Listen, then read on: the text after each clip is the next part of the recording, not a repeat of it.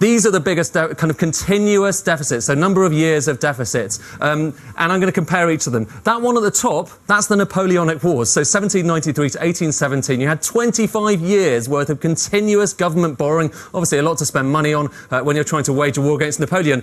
This one, this kind of period now, from 2002 to 2025, would be the second longest period of deficits ever. The second longest ever.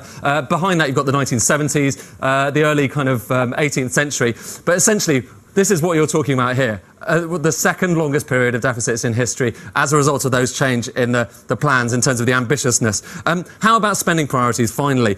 We learnt yesterday, and indeed on the day before, about the Lib Dems and then Labour's plans for schools. We know that the Lib Dems wanted to spend about £9 billion, just under £9 billion. Labour wants to spend about £6 billion. So the Tories are spending less than Labour or the Lib Dems, but nonetheless, they are spending a bit extra on schools, £3 billion. On the NHS, actually, interestingly, the Conservatives here are pledging more than Labour and more than the Lib Dems. So Labour was just under £8 billion, actually, £7.7 billion on the NHS. The Lib Dems about £6 billion on the NHS. This is all, by the way, for the end of next Parliament, apart from the Lib Dems, who are a couple of years before. It's a long story, I won't go into it.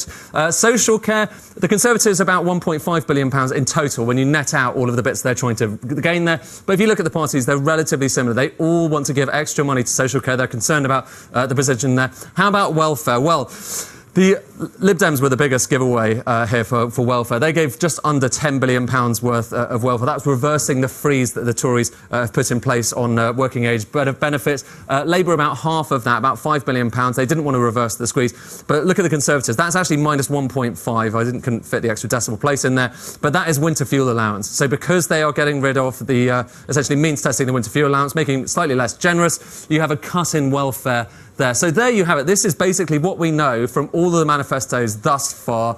This is the picture. More money for schools, more money for the NHS, a bit more money for social care and welfare. Well, it depends on which party you go for. Ed, thanks very much.